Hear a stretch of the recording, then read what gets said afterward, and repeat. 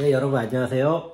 중국과 함께 사는 길을 평생 연구하는 한중 다문화 가정의 차코페페입니다. 네, 이번에는요 중국 동베이 지역, 우리나라에서 동북지역이라고 하죠. 지린, 랴오닝, 헤이롱장 이 세 개의 성인데요.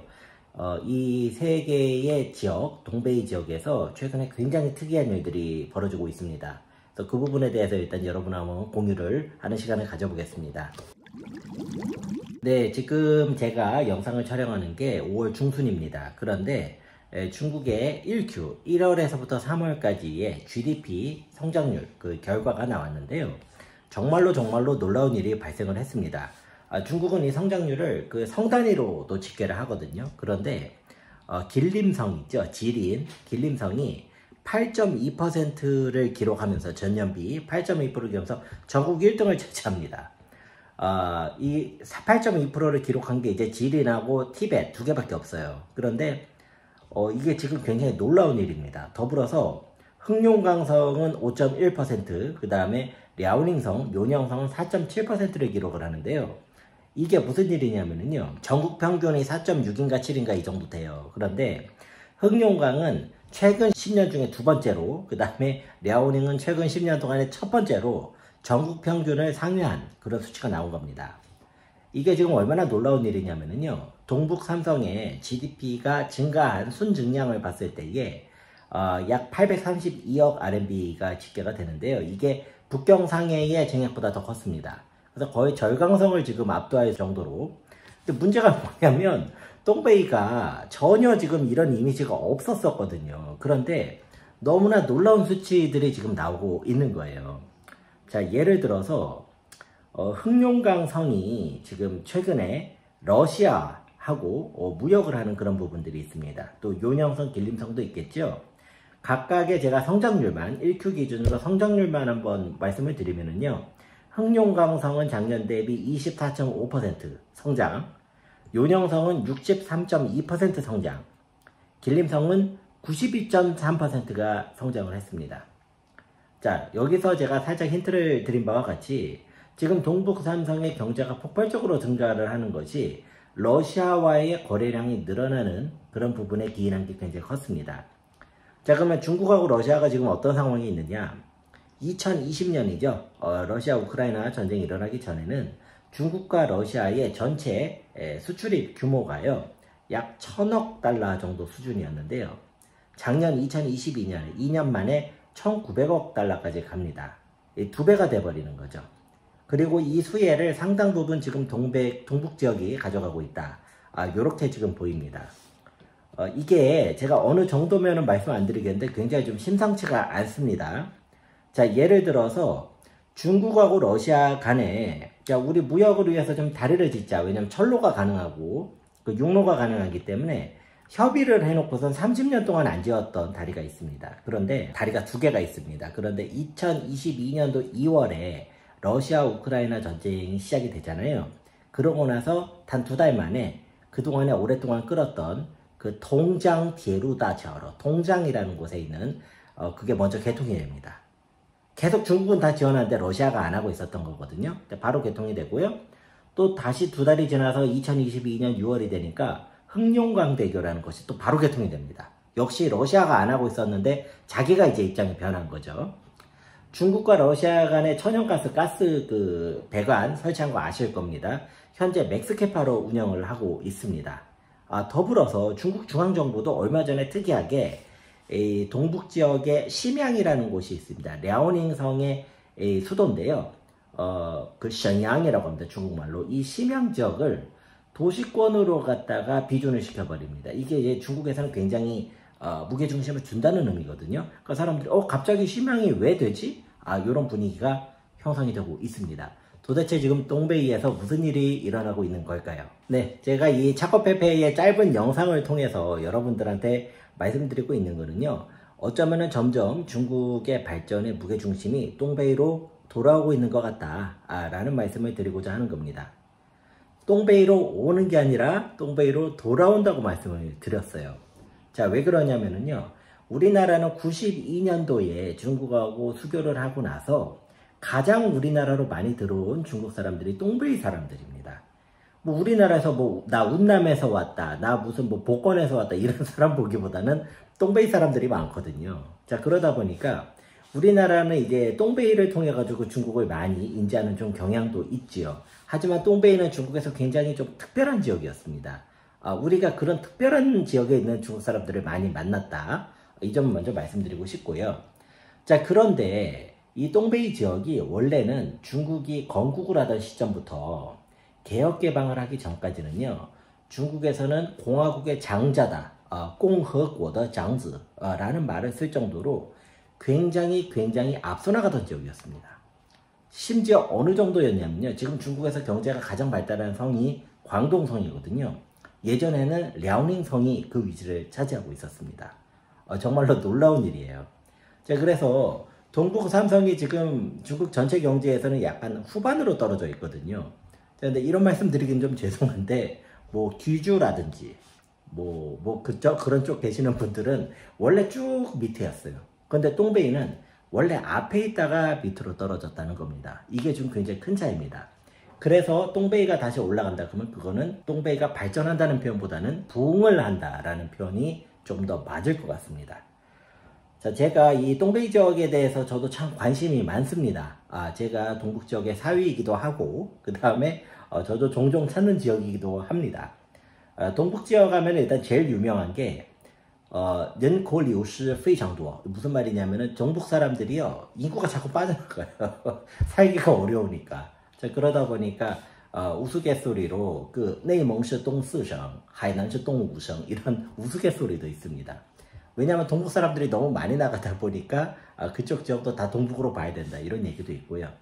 아마 누적으로 유출된 인구가 거의 1억 가까이 되지 않는가 하는 그런 조금 얘기도 있을 정도로 굉장히 심각한데요.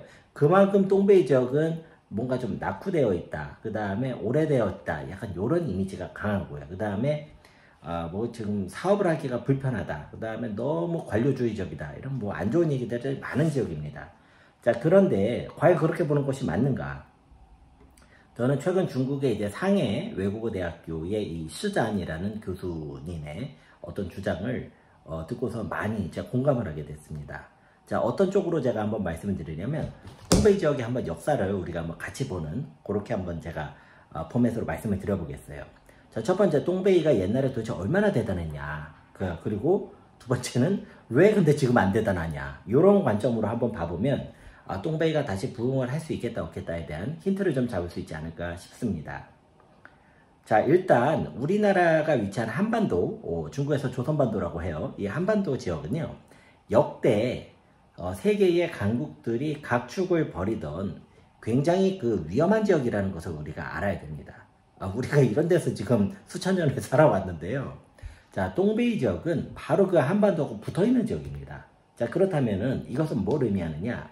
똥베이 지역을 누가 실효적으로 지배를 하든지 간에,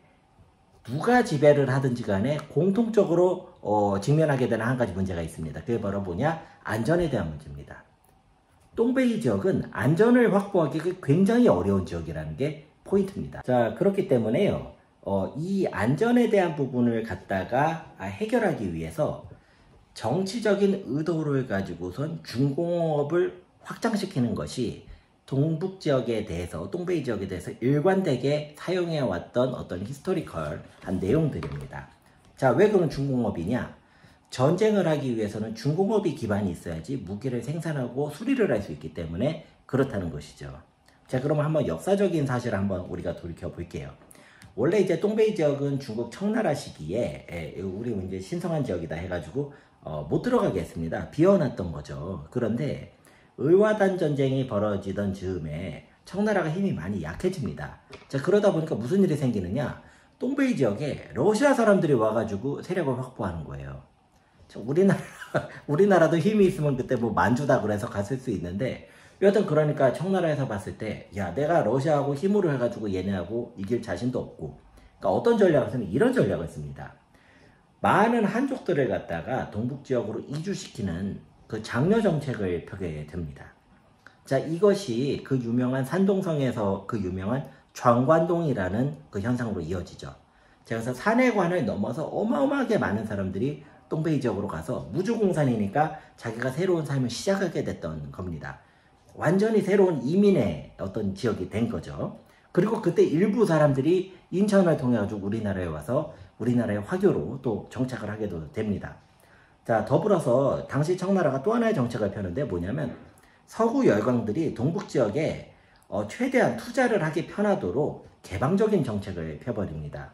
자, 그렇기 때문에 우리나라가 일제시대에 들어가던 그 즈음에 똥베이 지역, 당시 우리가 봤을 때 만주 괴뢰국이라고 하던 그 만주 지역은요, 중국에서 상하이에 필적할 정도로 개방된 그런 도시였습니다. 대표적인 사례 하나만 제가 말씀드릴게요.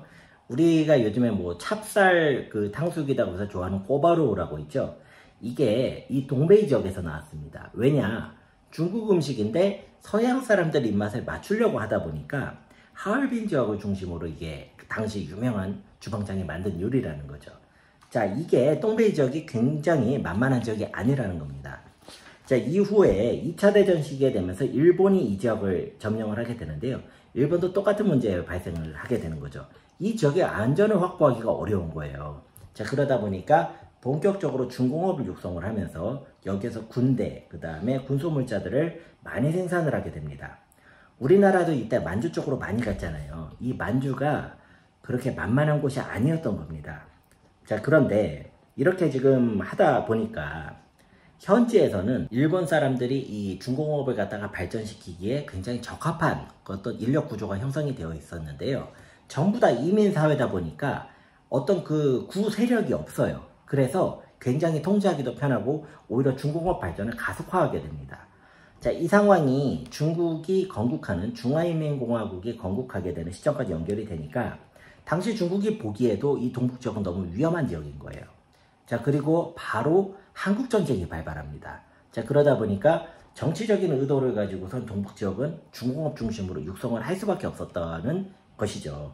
자, 그래서 당시 동북 지역이 중국에서 탑 수준의 경제력을 이미 보유하고 있었습니다. 그리고 공화국의 장자, 마다들이라는 칭호도 그때 듣게 되는 것이죠. 동북 지역은 일본이 남겼던 그 중공업의 기초와 그 다음에 소련의 지원, 그리고 현재 남아있던 많은 전문 그 경험이 많은 인력들이 있었기 때문에 중국 입장에서도 굉장히 중요한 지역이 되었고요. 훗날 중국에서 이제 삼선 건설이라는 말이 있는데요. 동북 지역이 너무 위험하니까 일부 중공업을 갖다가 내륙 지역으로 이전을 시키자라고 산시엔젠셔라는 활동을 펼칩니다. 그때도 수많은 동북 사람들이 중국 내륙으로 들어갑니다. 자, 그래서 중국 곳곳에 종북 사람들이 있는 기현상이 발생합니다. 심지어 중국에서 가장 무섭게 치고 올라갔던 심천 아시죠? 션전도 초기에는 동베이 지역의 우수 인력들이 가서 다 개발을 시켜놨다는 그 포인트를 여러분이 아실 필요가 있습니다. 자, 그런데요, 중국이 개혁 개방을 하던 시기에 이제 중국 중앙정부에서 판단한 겁니다. 세계 질서의 축이 변했다고 판단을 한 겁니다. 이게 굉장히 놀랍고 엄청난 판단이었어요. 자, 뭐냐? 이제는 각국이 전쟁을 하는 시대를 뛰어넘어서 평화와 그 다음에 경제 발전을 추구하는 시대로 갈 것이다 라는 판단을 한 겁니다. 그리고 이 판단이 굉장히 정확했습니다.